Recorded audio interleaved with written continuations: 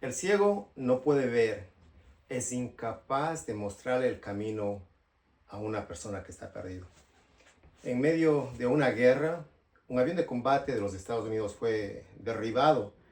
Sus pilotos, dos de ellos sobrevivieron y uno de ellos fue rescatado en pocas horas, mientras que el otro piloto estaba herido y luego de una intensa búsqueda lo pudieron rescatar.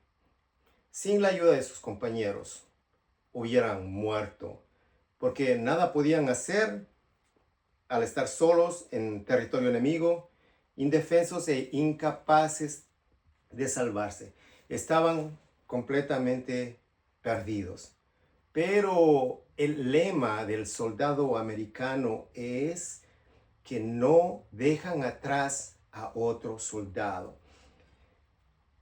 Saben mantener su fidelidad hasta la muerte si es necesaria. Y en este rescate maravilloso se pudo ver el compañerismo, la fidelidad, el amor, la compasión por sus amigos soldados. Y esto les permitió salvarlos posiblemente de la muerte. No podemos negar que las buenas amistades son necesarias. Sin embargo, no pueden salvar el alma porque solo Dios puede dar vida donde no hay vida. Sin embargo, pocos pueden reconocer la gracia y todo lo que Dios hace por los perdidos, que Él tiene el poder para salvar. A pesar de la indiferencia del hombre, de sus deseos carnales, de su odio a su propio creador, aún en la iglesia, los creyentes pueden acomodarse y despreocuparse por las cosas santas y por su salud espiritual. El amor a Dios está en declive. Por lo tanto, su nombre no es exaltado como Él lo demanda. En esta carta, el apóstol Pablo, su escritor, nos muestra en el capítulo 1 un lenguaje de gratitud y amor, siendo Cristo el fundamento, la base de las bendiciones para los creyentes. Y es en Cristo que se encuentra la bendición y se revela a un Dios trino, Padre, Hijo y Espíritu Santo. En el capítulo 2, que vamos a ver hoy, a continuación, Cristo sigue siendo el centro. La pregunta para esta predicación, este mensaje de hoy es las razones de nuestra salvación. ¿Cuáles son las razones de nuestra salvación? Vamos a leer Efesios 2, del 1 al 10. En otro tiempo ustedes estaban muertos en sus transgresiones y pecados, en los cuales andaban conforme a los poderes de este mundo. Se conducían según el que gobierna las tinieblas, según el espíritu que ahora ejerce su poder en los que viven en la desobediencia. En ese tiempo también todos nosotros vivíamos como ellos, impulsados por nuestros deseos pecaminosos, siguiendo nuestra propia voluntad y nuestros propósitos. Como los demás, éramos, por naturaleza, objeto de la ira de Dios. 4. Pero Dios, que es rico en misericordia por su gran amor por nosotros, nos dio vida con Cristo, aun cuando estábamos muertos en pecados. Por gracia ustedes han sido salvados. Y en unión con Cristo Jesús, Dios nos resucitó y nos hizo sentar con Él en las regiones celestiales para mostrar en los tiempos venideros la incomparable riqueza de su gracia. Por su bondad derramó sobre nosotros en Cristo Jesús. Porque por gracia ustedes han sido salvados mediante la fe. Esto no procede de ustedes, sino que es el regalo de Dios, no por obras, para que nadie se jacte, porque somos hechura de Dios, creados en Cristo Jesús para buenas obras, las cuales Dios dispuso de antemano a fin de que las pongamos en práctica. El título para este mensaje es Amados y Rescatados. Tenemos dos puntos que vamos a ver en el desarrollo de este mensaje, dando contestación a la pregunta que habíamos hecho. ¿Cuáles son las razones de nuestra salvación? En primer lugar, el amor de Dios. Recordemos, primer punto, muertos para Dios y vivos para el pecado. Esa era la situación. vamos a tomar en cuenta el contexto en el que el apóstol Pablo está hablando. La congregación de Éfeso era mixta, formada por judíos y gentiles. Y lo podemos entender cuando vemos el trabajo misionero de Pablo. Cada vez que llegaba a un lugar nuevo, nos dice Lucas en su libro de Hechos, que primero iba a la sinagoga judía y anunciaba a Jesús de Nazaret como el Cristo, como el Mesías, como el ungido que cumplía las promesas del Antiguo Testamento, un Salvador para los judíos. Y en el versículo 1 y 2 les habla primero a los efesios de origen gentil para mostrarles su condición de muerte espiritual. Aunque físicamente estaban llenos de vida y activos, Pablo les dice, en otro tiempo ustedes estaban muertos en sus transgresiones y pecados, en los cuales andaban conforme a los poderes de este mundo. Se conducían según el que gobierna las tinieblas, según el espíritu que ahora ejerce su poder en los que vive en la desobediencia. Según Pablo, estaban muertos espiritualmente y no podían hacer nada porque un muerto no puede moverse. Su condición era crítica a causa de sus pecados y transgresiones. Por la vida que llevaban, siguiendo la corriente de este mundo, los efesios estaban actuando como sus vecinos, inmorales, insensibles e impíos, quienes eran desobedientes. Y la razón, dice Pablo, porque estaban bajo el dominio del maligno, de Satanás. Un enemigo muy peligroso, nos dice el apóstol Pablo en su primera carta, al capítulo 5:8, que anda como un león rugiente buscando a quien devorar. Y los efesios gentiles se habían convertido en presa fácil del enemigo. Nos dice que la condición de los judíos, del pueblo de Dios, no era mejor que la de los gentiles. Versículo 3. En ese tiempo también todos nosotros vivíamos como ellos, impulsados por nuestros deseos pecaminosos, siguiendo nuestra propia voluntad y nuestros propósitos, como los demás éramos por naturaleza objeto de la ira de Dios. Tomen en cuenta cómo Pablo se incluye entre los judíos con los desobedientes, que eran tan culpables como los gentiles. Reconoce que tanto sus pensamientos como sus deseos pecaminosos en sus corazones y mentes estaban contaminados porque hacían la voluntad de la carne y sus deseos y no la de Dios. Al igual que los gentiles, también estaban espiritualmente muertos en otro tiempo. Hermanos, el pecado se desarrolla en pensamiento y acción y contamina a todo hombre sin excepción. Y no podemos ignorarlo, sino reconocer, como lo hizo el apóstol Pablo, al decir, éramos por naturaleza objetos de la ira de Dios. Nadie puede cambiar su condición pecaminosa, ni su castigo. Lo único que puede esperar es la ira de Dios. Recordemos que todos tenemos un pasado posiblemente fúnebre y marcado por la desobediencia y fracaso delante de Dios. En estos versículos hemos visto, primero, el estado de una vida pasada. ¿Cuál? Muertos. Segundo, la conducta. ¿Cómo estaban? Andaban perdidos. Tercero, el gobierno. ¿Cuál era? Del diablo, que gobierna las tinieblas, Satanás. Cuarto, vemos las acciones. ¿Cuáles? Deseos de la carne. Y quinto, la condición. ¿Cuál era? Hijos de ira. Esta es la realidad para muchos creyentes. En sus vidas no se ha producido una verdadera separación con el pasado. Siguen viviendo como el mundo. Qué irónico que alguien que recibe nueva vida quiera volver a la muerte. Es necesario analizar nuestras vidas. ¿Vivimos para Dios?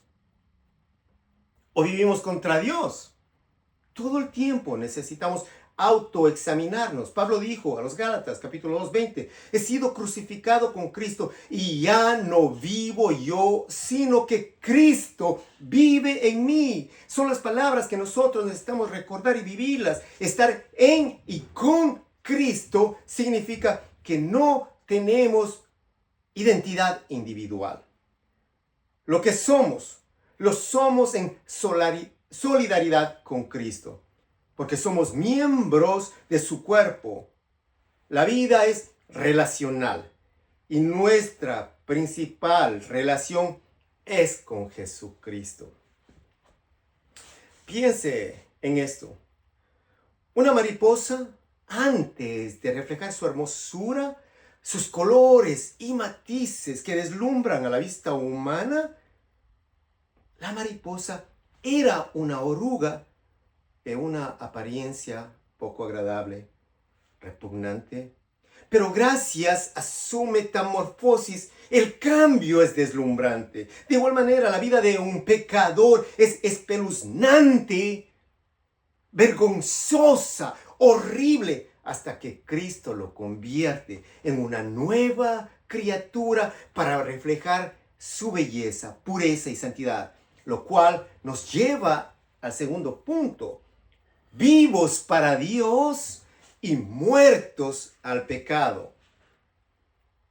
Este sería un capítulo aterrador si no fuera por el hecho de que Pablo continúa con un pero. Y esta palabra, pero, es el punto fundamental de este capítulo. Versículo 4. Pero Dios, que es rico en misericordia, por su gran amor por nosotros, nos dio vida con Cristo, aun cuando estábamos muertos en pecados. Por gracia ustedes han sido salvados. Esta palabra, pero, esta palabra que conecta a las siguientes que reflejan el corazón y mente de nuestro Dios. Y el apóstol Pablo sí puede hablar de un cambio vital de nuestra situación. ¿Por qué? La respuesta es clara. Porque Dios nos amó primero. Nos amó con su gran amor. No se trata de un amor como el nuestro, de la manera que nosotros amamos a nuestros seres queridos. Pablo nos habla de un amor autónomo, totalmente unilateral. Todo viene de Dios y el hombre no tiene nada que aportar. Es Dios quien se acerca por su amor. Además vemos su misericordia. Dios es rico en misericordia, nos dice el apóstol en el versículo 4. Y esta es la actitud de la mente y del corazón de Dios, que lo conmueve a sentir piedad por nosotros al vernos perdidos en el pecado. Su misericordia lo lleva a la acción. Y qué maravilloso resultado de la misericordia, del gran amor con que nos amó, aún estando muertos en pecado. Nos dio, dice la palabra, vida juntamente con Cristo. Por gracia, gracia inmerecida. Cristo murió y resucitó para redimirnos. Para que podamos resucitar de la muerte espiritual en la que nos encontrábamos anteriormente. Nos dio vida juntamente con Cristo, dice la palabra. Por medio de su palabra, la fe obró en nuestros corazones, creando vida donde no la había. Por eso Pablo puede exclamar: por gracia sois salvos. ¿Por qué? Por gracia sois salvos. Ahora estamos vivos para Dios y muertos al pecado. Continuemos, versículo 6. Y en unión con Cristo Jesús, Dios nos resucitó y nos hizo sentar con Él en las regiones celestiales para mostrarnos en los tiempos venideros la incomparable riqueza de su gracia que por su bondad derramó sobre nosotros en Cristo Jesús. En unión con Cristo hay vida. Han sido llevados a la fe en Cristo y están espiritualmente vivos por su nueva vida en fe. Lo tienen todo, como si ya estuvieran en el cielo con Cristo. Es lo que nos está tratando de decir el apóstol. Y recordemos el último versículo del capítulo anterior, del primer capítulo de Efesios. Versículo 22 dice, y sometió todas las cosas bajo sus pies, y lo dio por cabeza sobre todas las cosas a la iglesia, la cual es su cuerpo, la plenitud de aquel que todo lo llena en todo. ¿De quién? De Cristo, plenitud de Cristo. ¿Y quien llena todo es Cristo? En Cristo está todo el poder, en la tierra y en el cielo, en lo que se ve y en lo que no se ve. Por medio de Él fueron hechas todas las cosas, nos dice la palabra.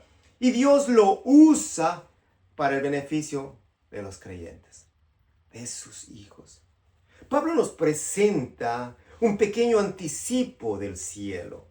Y lo hizo para mostrar, dice, en los siglos venideros, las abundantes riquezas de su gracia en su bondad para con nosotros en Cristo Jesús. Lo que Dios hará en el cielo por sus creyentes no tiene comparación. Nadie puede imaginarse las maravillas que Dios tiene preparado. Lo que no ha sido revelado, lo que está oculto para la mente humana, pero que Dios lo conoce. Y las Escrituras nos dan algunos detalles, una idea de lo que es el cielo. Mateo 22 dice que la vida en el cielo es como un banquete nupcial de gala. Lo que sí sabemos, hermanos, es que lo que Dios nos tiene reservado es abundante, es incomparable. Pero, ¿por qué todas estas bendiciones? Veamos el versículo 8. Porque por gracia ustedes han sido salvados mediante la fe. Esto no procede de ustedes, sino que es el regalo de Dios, no por obras, para que nadie se jacte. Luego de mostrarnos el amor y la misericordia de Dios, lo que han hecho en los creyentes, el apóstol Pablo pone en primer plano el concepto de la gracia. La gracia que nos permite percibir el corazón y mente de Dios una vez más. La gracia describe una de sus cualidades. Dios tiene la buena voluntad de darnos cosas grandes y preciosas, a pesar de ser pecadores sin mérito alguno. La gracia, dice el apóstol Pablo, es un regalo de Dios. La escritura es clara. Es un regalo inmerecido el que ustedes hayan sido salvados por medio de la fe, porque Dios les dio la fe salvadora como un regalo. Proviene de Dios. Y esta palabra que vemos ahora, al final de este versículo, fe, esta palabra ha sido malinterpretada y manipulada. La fe de Dios es salvífica. La fe de Dios no es la fe que predican los falsos maestros de la prosperidad. Da para que recibas. Si tienes fe, cree y tendrás todo lo que deseas. Falso. Falso. No vas a obtener nada de lo que pidas si tus peticiones no están en la voluntad de Dios. No importa cuánta fe proclames tener. La fe de Dios, la que proviene de Dios. La fe es la confianza y seguridad por obra del Espíritu Santo que en el creyente tiene en la palabra de Dios. Obra del Espíritu Santo. El Espíritu de Dios obra en el creyente a través de la palabra para que a su vez pueda creer y tener la convicción de lo que no ve y la certeza de lo que espera. La fe de Dios es salvífica. Recordemos que un muerto no puede alcanzar la fe por sí solo, sin importar que sea judío o gentil. Nos muestra Pablo, está incapacitado de reconocer el señorío de Jesús. Y aquí vemos tres afirmaciones de esta verdad absoluta. Pablo les dice a los efesios que su conversión no proviene de ellos. Lo primero que les dice, no proviene de ellos. Segundo, les dice que es un regalo de Dios. Y tercero, les dice que no es por obras. Esto afirma en totalidad que la conversión del pecador es la obra de Dios por gracia. Y lo afirma no por obras para que nadie se gloríe, porque la gloria es solo para Dios. ¿De quién? Del Creador, del proveedor de la fe. La gloria es solo para Él, no para nadie más. Nadie, ningún hombre, a través de la historia, ha contribuido para la salvación. Porque está incapacitado. Porque la salvación es por gracia. Y porque la salvación es del Señor. Solamente del Señor. Recuerdo que cuando mi hija era pequeña, en uno de sus cumpleaños me pidió como regalo que la llevara a visitar la casa de las mariposas, aquí en Long Island. Un lugar impresionante, donde se puede apreciar cientos de mariposas y una más hermosa que otra. Hermosas, bellas. Lo que mi hija no sabía es sobre la metamorfosis de la mariposa, que antes de ser hermosa, de reflejar la belleza, sus colores diversos, antes de eso era una oruga despreciable. De la misma manera, como vemos esa belleza en las mariposas, y muchos no saben su procedencia, que esa belleza de Cristo sea igual en nosotros todo el tiempo, aunque muchos no sepan de dónde venimos, y no importa, porque nuestro pasado puede ser vergonzoso, aterrador, horrible, pero sí podemos reflejar la belleza de Cristo en todo lugar, en todo tiempo, la compasión, el amor de nuestro Señor Jesucristo, su gracia. Dios quiere, desea que nosotros que hemos sido salvados por gracia, que demos fruto, que haya obras buenas en los creyentes todo el tiempo. Y es la afirmación que podemos ver en el versículo 10, porque somos hechura de Dios, creados en Cristo Jesús, para buenas obras, las cuales Dios dispuso de antemano a fin de que las pongamos en práctica. Hermanos, tan claro como lo dice el apóstol Pablo, le pertenecemos a Dios, porque Él nos ha creado y nos ha dado una nueva vida al rescatarnos de una muerte espiritual, pero con un propósito, para que podamos responder a su voluntad, a sus mandatos, hacer lo que Él quiere que hagamos y no lo que nosotros queremos hacer. Que demos fruto, y mucho fruto, y si hay fruto en nosotros, es porque Dios mismo nos ha dado la fe en Cristo para que sigamos sus pasos. Y mientras nosotros avanzamos,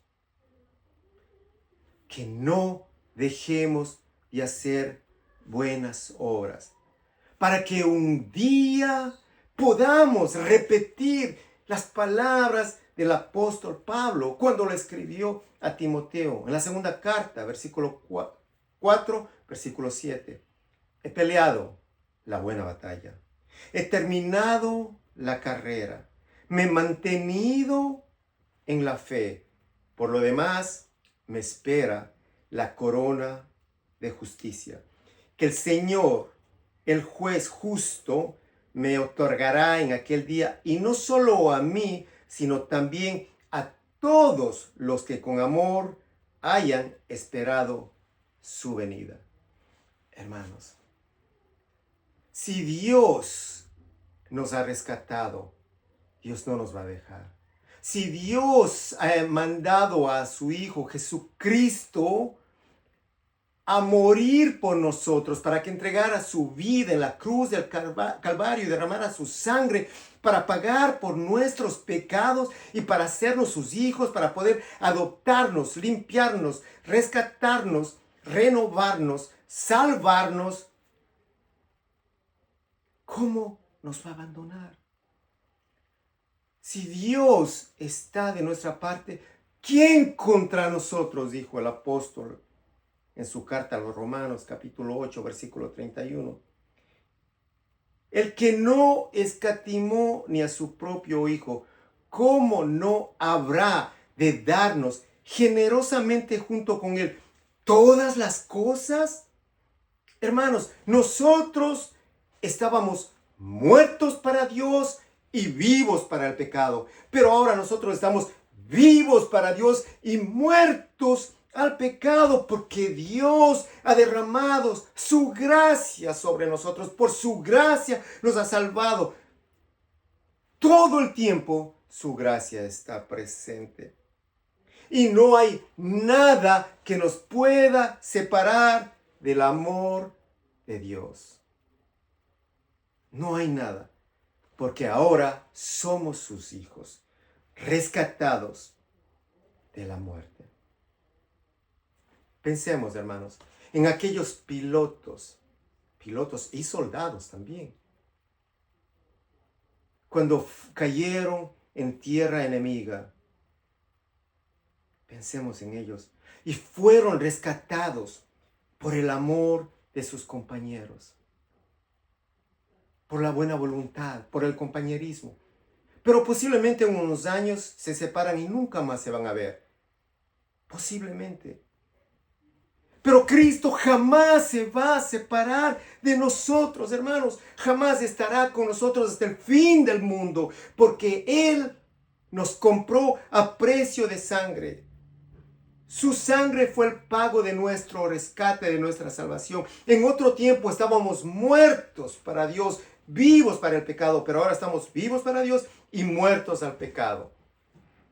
Una aplicación en este mensaje. Vive para Cristo, dándole la espalda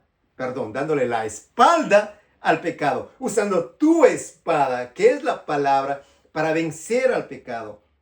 Para eso el Señor te ha salvado y te ha dado vida nueva. Vamos a darle gracias, Señor. Padre bendito, te doy gracias en esta tarde por esta tu palabra, Señor, y te pido que seas tú, Espíritu de Dios, sellando esta palabra en sus mentes y corazones, y que tu voluntad perfecta sea en cada una de las personas que escuchen este mensaje. En el nombre de Cristo Jesús. Amén.